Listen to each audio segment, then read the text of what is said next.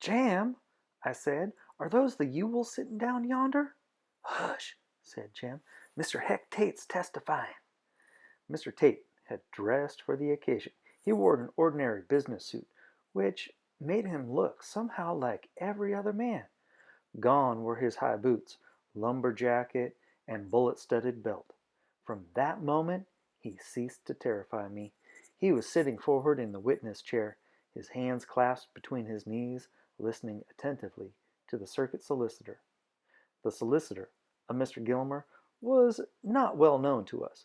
He was from Abbotsville. We saw him only when court convened, and that rarely, for court was of no special interest to Jem and me. A balding, smooth-faced man, he could have been anywhere from between 40 and 60. Although his back was to us, we knew he had a slight cast in one of his eyes, which he used to his advantage.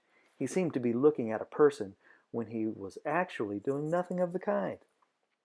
Thus he was hell on juries and witnesses. The jury, thinking themselves under close scrutiny, paid attention. So did the witnesses, thinking likewise. In your own words, Mr. Tate, Mr. Gilmer was saying. Well, said Mr. Tate, touching his glasses and speaking to his knees, I was called. Could you say it to the jury, Mr. Tate? Thank you. Who called you? Mr. Tate said, I was fetched by Bob, by Mr. Bob Ewell yonder one night. What night, sir? Mr. Tate said. It was the night of November 21st. I was just leaving my office to go home when Mr. Ewell came in. Very excited he was, and said, get out to his house quick. Some nigger had raped his girl. Did you go? Certainly. Got in the car and went out as fast as I could. And what did you find? We found her lying on the floor in the middle of the front room, one on the right as you go in. Oh, she was pretty well beat up, but I heaved her to her feet, and she washed her face in a bucket in the corner and said she was all right. I asked her who hurt her, and she said it was Tom Robinson. Judge Taylor, who had been concentrating on his fingernails, looked up as if he were expecting an objection, but Atticus was quiet. Asked her if he beat her like that. She said, yes, he had. Asked her if he took advantage of her, and she said, yes, he did. So I went down to Robinson's house and brought him back.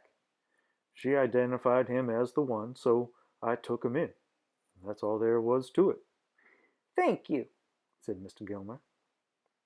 Judge Taylor said, any questions, Atticus? Yes, said my father. He was sitting behind his table. His chair was skewed to one side. His legs were crossed, and one arm was resting on the back of his chair. Did you call a doctor, Sheriff? Did anybody call a doctor? Asked Atticus. No, sir. Didn't call a doctor. No, sir, repeated Mr. Tate. Why not? There was an edge to Atticus's voice. Well, I can tell you why I didn't. It wasn't necessary, Mr. Finch. She was mighty banged up. Something sure happened. It was obvious. But you didn't call a doctor. While you were there, did anyone send for one, fetch one, carry her to one? No, sir. Judge Taylor broke in. He's answered the question 3 times, Atticus. He didn't call a doctor. Atticus said, I just wanted to make sure, Judge. And the judge smiled. Jem's hand, which was resting on the balcony rail, tightened around it. He drew in his breath suddenly. Glancing below, I saw no corresponding reaction and wondered if Jem was trying to be dramatic. Dill was watching peacefully, and so was Reverend Sykes beside him. What is it? I whispered, and got a terse shh. Sheriff, Atticus was saying, you say she was mighty banged up. In what way? Well, just describe her injuries, Heck. Well, she was beaten around the head. There was already bruises coming on her arms, and it happened about 30 minutes before. How do you know? Mr. Tate grinned. Sorry, that's what they said. Anyway, she was pretty bruised up when I got there, and she had a black eye coming. Which eye? Mr. Tate blinked and ran his hands through his hair. Let's see, he said softly. Then he looked at Atticus as if he considered the question childish. Can't you remember? Atticus asked. Mr. Tate pointed to an invisible person 5 inches in front of him and said, Her left.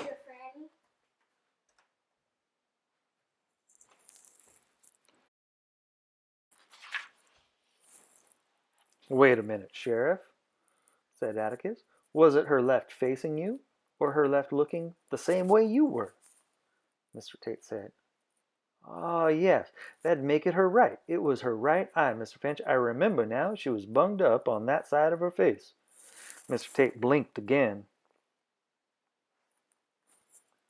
as if something had suddenly been made plain to him. Then he turned his head and looked around at Tom Robinson. As if by instinct, Tom Robinson raised his head. Something had been made plain to Atticus also, and it brought him to his feet. Sheriff, please repeat what you said.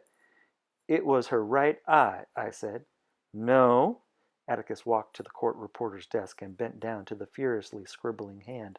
It stopped, flipped back the shorthand pad, and the court reporter said, Mr. Finch, I remember now. She was bunged up on that side of the face. Atticus looked up at Tate. Which side again, Heck? The right side, Mr. Finch. But she had more bruises. You want to hear about them? Atticus seemed to be bordering on another question, but he thought better of it and said, Yes. What were her other injuries? As Mr. Tate answered, Atticus turned and looked at Tom Robinson as if to say this was something they hadn't bargained for. Oh, her arms were bruised. She showed me her neck.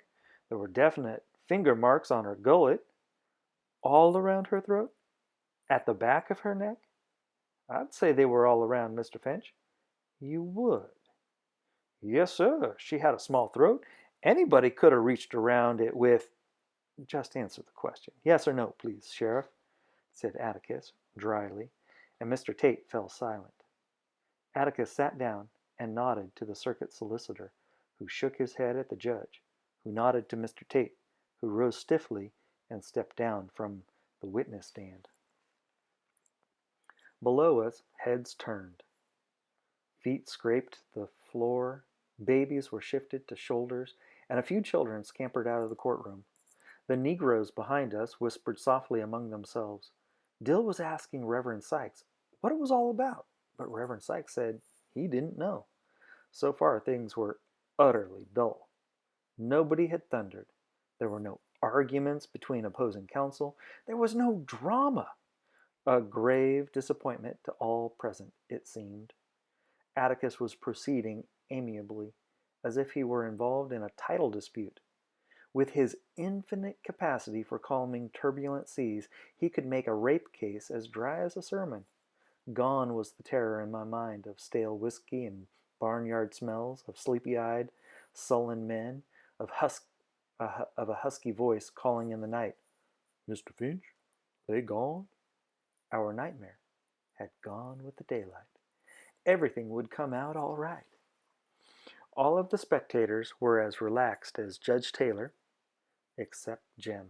His mouth was twisted into a purposeful half grin, and his eyes happy about, and he said something about corroborating evidence, which made me sure he was showing off. Robert E. Lee Ewell. In answer to the clerk's booming voice, a little bantam cock of a man rose and strutted to the stand, the back of his neck reddening at the sound of his name. When he turned around to take the oath, we saw that his face was as red as his neck. We also saw no resemblance to his namesake. A shock of wispy, new-washed hair stood up from his forehead. His nose was thin, pointed, and shiny. He had no chin to speak of. It seemed to be part of his creepy neck. So help me God, he crowed. Every town the size of Macomb had families like the Ewells. No economic fluctuations changed their status. People like the Ewells lived as guests of the county in prosperity as well as in the depths of a depression. No truant officers could keep their numerous offspring in school. No public health officer could free them from the congenital defects, various worms, and the diseases indigenous to filthy surroundings. Macomb's Ewells lived behind the town garbage dump in what was once a Negro cabin. The cabin's plank walls were supplemented with sheets of corrugated iron, its roof shingled with tin cans hammered flat, so only its general shape suggested its original design. Square, with 4 tiny rooms opening onto a shotgun hall. The cabin rested uneasily on 4 irregular lumps of limestone. Its windows were merely open spaces in the walls, which in the summertime were covered with greasy strips of cheesecloth to keep out the varmints that feasted on Macomb's refuse. The varmints had a lean time of it, for the Ewells gave the dump a thorough gleaning every day, and the fruits of their industry, those that were not eaten, made the plot of ground around the cabin look like the playhouse of an insane child.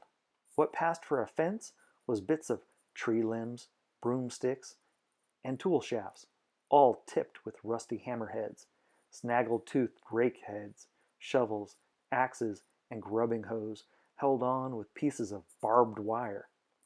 Enclosed by this barricade was a dirty yard containing the remains of a Model T floored, on blocks, a discarded dentist chair, and ancient icebox, plus lesser items, old shoes, worn-out table radios, picture frames, and fruit jars, under which scrawny orange chickens pecked hopefully. One corner of the yard, though, bewildered Macomb. Against the fence, in a line, were 6 chipped enamel slop jars holding brilliant red geraniums, cared for as tenderly as if they belonged to Miss Maudie Atkinson, had Miss Maudie deigned to permit a geranium on her premises. People said they were Mela Ewells. Nobody was quite sure how many children were on the place. Some people said 6, others said 9. There were always several dirty-faced ones at the windows when anyone passed by. Nobody had occasion to pass by, except at Christmas, when the churches delivered baskets, and when the mayor of Macomb asked us to please help the garbage collector by dumping our own trees and trash. Atticus took us with him last Christmas when he complied with the mayor's request.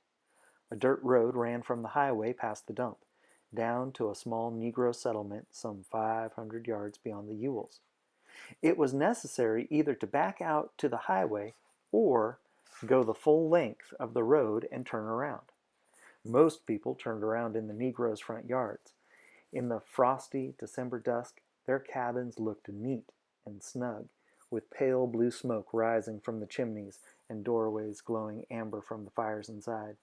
There were delicious smells about, chicken, bacon frying crisp as the twilight air. Jim and I detected squirrel cooking.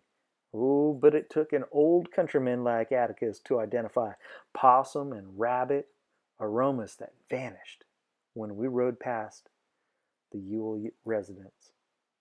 All the little man on the witness stand had that made him any better than his nearest neighbors was that if he were scrubbed with lye soap in very hot water, his skin was white. "Mr. Robert Ewell?" asked Miss Gilmer. "That's my name, Captain," said the witness. Mr. Gilmer's back stiffened a little, and I felt sorry for him. Well, perhaps I'd better explain something now. I've heard that lawyers' children, on seeing their parents in court, in the heat of argument, get the wrong idea.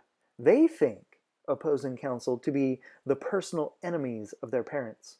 They suffer agonies and are supposed to see them often go are surprised to see them often go out arm in arm with their tormentors during the first recess. This was not true of Jem and me. We acquired no traumas from watching our father win or lose. I'm sorry that I can't provide any drama in this respect.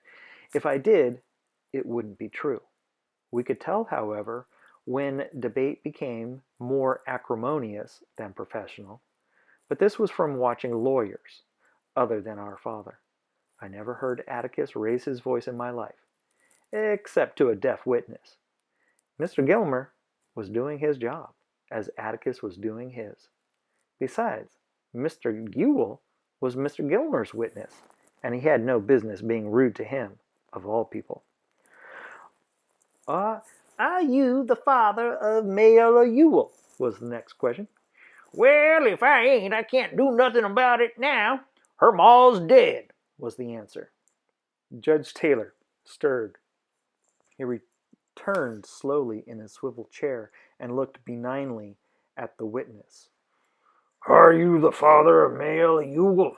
He asked in a way that made the laughter below us stop suddenly. Yes, sir, Mr. Ewell said meekly. Judge Taylor went on in tones of goodwill. This the first time you've ever been in court. I don't recall ever seeing you here. At the witness's affirmative nod, he continued. Well, let's get something straight. There will be no more audibly obscene speculations on any subject from anybody in this courtroom as long as I'm sitting here. Do you understand? Mr. Ewell nodded, but I don't think he did. Judge Taylor sighed and said, All right, Mr. Gilmer. Thank you, sir. Mr. Ewell, would you tell us, in your own words, what happened on the evening of November 21st, please? Jen grinned and pushed his hair back. Just in your own words was Mr. Gilmer's trademark. We often wondered who else's words Mr. Gilmer was afraid his witness might employ. Well, the night of November 21, I was coming in from the woods with a load of kindling, and just as I got to the fence, I heard Mayella screaming like a stuck hog inside the fence. Here Judge Taylor glanced sharply at the witness, and must have decided his speculations devoid of evil intent, for he subsided sleepily. What time was it, Mr. Ewell? Oh, just before sundown. Well, I was saying, Mayella was screaming, fit to beat Jesus. Another glance silenced Mr. Ewell. Yes, she was screaming, said Miss Gilmer. Mr. Ewell looked confusedly at the judge. Well, Mayella was raising this holy racket, so I dropped my load and run as fast as I could, but I run into the fence. When I got disentangled, I run up to the window, and I seen... Mr. Ewell's face grew scarlet. He stood up and pointed his finger at Tom Robinson. I seen that black nigger running on my Mayella. So serene was Judge Taylor's court that he had few occasions to use his gavel, but he hammered fully 5 minutes. Atticus was on his feet at the bench saying something to him. Mr. Heck Tate, as first officer of the county, stood in the middle aisle quelling the packed courtroom. Behind us there was an angry, muffled groan from the colored people. Reverend Sykes leaned across Dill and me, pulling at Jim's elbow. Oh, Mr. Jim, he said, you better take Miss Jean Louise home. Oh, Mr. Jim, you hear me? Jim turned his head. Scout, go home. Dill, you and Scout go home. You gotta make me first, I said, remembering Atticus's blessed dictum. Jim scowled furiously at me, then said to Reverend Sykes, I think it's okay, Reverend. She doesn't understand it. I was mortally offended. I most certainly do. I can understand anything you can. Oh, hush. She doesn't understand it, Reverend. She ain't 9 yet. Reverend Sykes' black eyes were anxious. Oh, Mr. Finch, know you're all here? This ain't fit for Miss Jean Louise, or you boys either. Jim shook his head. He can't see us this far away. It's all right, Reverend. I knew Jim would win, because I knew nothing could make him leave now. Dill and I were safe. For a while. Atticus could see us from where he was, if he looked. As Judge Taylor banged his gavel, Mr. Ewell was sitting smugly in the witness chair, surveying his handiwork. With one phrase, he had turned happy picnickers into a sulky, tense, murmuring crowd, being slowly hypnotized by gavel taps lessening in intensity until the only sound in the courtroom was a dim pink, pink, pink. The judge might have been rapping the bench with a pencil. In possession of his court once more, Judge Taylor leaned back in his chair. He looked suddenly wearied. His age was showing, and I thought about what Atticus had said. He and Mrs. Taylor didn't kiss much, but he must have been nearly 70. "There has been a request," Judge Taylor said, "that this courtroom be cleared of spectators, or at least of women and children. A request that will be denied for the time being. People generally see what they look for, and hear what they listen for, and they have the right to subject their children to it. But I can assure you of one thing. You will receive what you see and hear in silence, or you will leave this courtroom.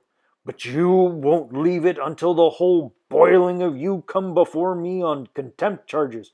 Mr. Ewell, you'll keep your testimony within the confines of Christian English usage, if that is possible. Proceed, Mr. Gilmer." Mr. Ewell reminded me of a deaf mute. I was sure he had never heard the words Judge Taylor directed at him. His mouth struggled silently with them, but their import registered on his face.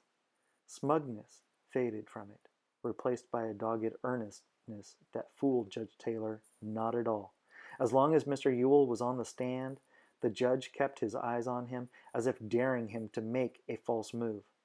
Miss Gilmer and Atticus exchanged glances. Atticus was sitting down again. His fist rested on his cheek, and we could not see his face. Mr. Gilmer looked rather desperate. A question from Judge Taylor made him relax. "Mr. Ewell, did you see the defendant having sexual intercourse with your daughter?" "Yes, I did." The spectators were quiet, but the defendant said something. Atticus whispered to him, and Tom Robinson was silent. "You say you were at the window?" asked Miss Gilmer. "Yes, sir." "How far is it from the ground?" "About 3 foot." "Did you have a clear view of the room?" "Yes, sir." "How did the room look?" "Well, it was all slung about like there was a fight." "What did you do when you saw the defendant?" "Well, I run around the house to get in, but he run out the front door just ahead of me. I sawed who he was all right. I was too distracted about Mayella to run after him. I run in the house, and she was lying on the floor, squalling." "Then what did you do?" "Why, I run for Tate, quick as I could. I knowed who it was. All right, lived down yonder in that nigger nest. Past the house every day. Judge, I've asked this county for 15 years to clean out that nest down yonder. They're dangerous to live around. Besides, devaluing my property." "Thank you, Mr. Ewell," said Miss Gilmer hurriedly. The witness made a hasty descent from the stand and ran smack into Atticus, who had risen to question him. Judge Taylor permitted the court to laugh. "Just a minute, sir," said Atticus genially. "Could I ask you a question or two?" Mr. Ewell backed up into the witness chair, settled himself, and regarded Atticus with a haughty suspicion, an expression common to Macomb County witnesses when confronted by opposing counsel. "Mr. Ewell," Atticus began, "folks were doing a lot of running that night. Let's see. You say you ran into the house. You ran to the window. You ran inside. You ran to Mayella. You ran for Mr. Tate. Did you, during all this running, Run for a doctor? Wasn't no need to. I seen what happened. But there's one thing I don't understand, said Atticus. Weren't you concerned with Mayella's condition? I most positively was, said Mr. Ewell. I seen who done it. No, I mean her physical condition. Did you not think the nature of her injuries warranted immediate medical attention? What? Didn't you think she should have a doctor immediately? The witness said he never thought of it. He had never called a doctor to any of his in his life, and if he had, it would have cost him $5. That all? He asked. Not quite, said Atticus casually. Mr. Ewell, you heard the sheriff's testimony, didn't you? How's that? You were in the courtroom when Mr. Heck Tate was on the stand, weren't you? You heard everything he said, didn't you? Mr. Ewell considered the matter carefully and seemed to decide that the question was safe. Yes. Do you agree with his description of Mayella's injuries? How's that? Atticus looked around at Mr. Gilmer and smiled. Mr. Ewell seemed determined not to give the defense the time of day. Mr. Tate testified that her right eye was blackened, that she was beaten around the... Oh, yeah, said the witness. I hold with everything Tate said. You do? Asked Atticus mildly. I just want to make sure. He went to the court reporter, said something, and the reporter entertained us for some minutes by reading Mr. Tate's testimony as if it were stock market quotations. Which eye? Her left eye. Oh, yes, that'd make it her right. It was her right eye, Mr. Finch. I remember now. She was bunged. He flipped the page. Up on that side of the face. Sheriff, please repeat what you said. It was her right eye. I said, thank you, Bert, said Atticus.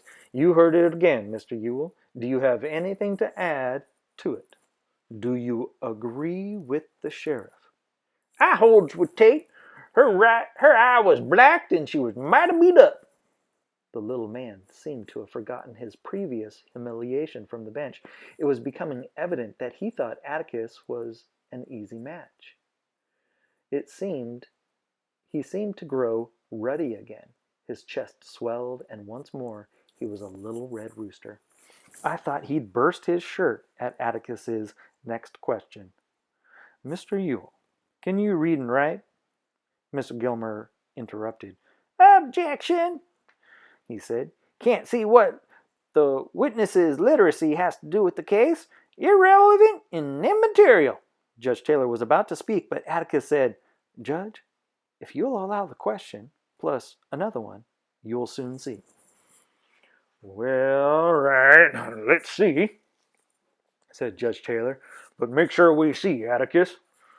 Overruled. Mr. Gilmer seemed as curious as the rest of us as to what bearing the state of Mr. Ewell's education had on the case. I'll repeat the question, said Atticus. Can you read and write? I most positively can. Will you write your name and show us? I most positively will. How do you think I sign my relief checks? Mr. Ewell was endearing himself to his fellow citizens. The whispers and chuckles below us probably had to do with what a card he was. I was becoming nervous. Atticus seemed to know what he was doing, but it seemed to me that he'd gone frog-sticking without a light. Never, never, never on cross-examination ask a witness a question you don't already know the answer to. Was a tenet I absorbed with my baby food. Do it, and you'll often get an answer you don't want. An answer that might wreck your case. Atticus was reaching into the inside pocket of his coat. He drew out an envelope, then reached into his vest pocket and unclipped his fountain pen. He moved leisurely and had turned so that he was in full view of the jury. He unscrewed the fountain pen cap and placed it gently on his table. He shook the pen a little, then handed it with the envelope to the witness. "Would you write your name for us?" he asked. "Clearly now, so the jury can see you do it." Mr. Ewell wrote on the back of the envelope and looked up complacently to see Judge Taylor staring at him as if he were some fragrant gardenia in full bloom on the witness stand, to see Mr. Gilmer half sitting, half standing at his table. The jury was watching him. One man was leaning forward with his hands over the railing. "Yeah, what's your interest in?" he asked.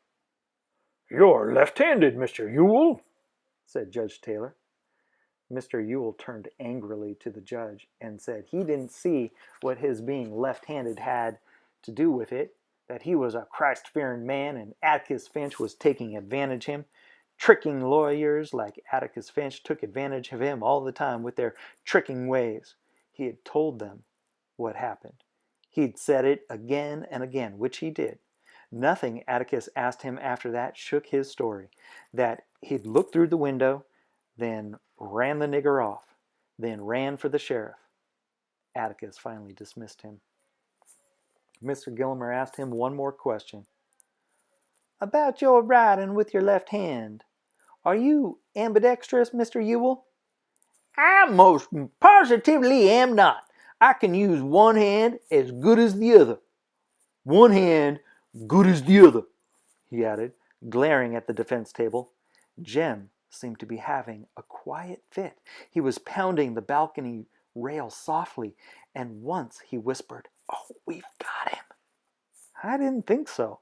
Atticus was trying to show, it seemed to me, that Mr. Ewell could have beaten up Mayella.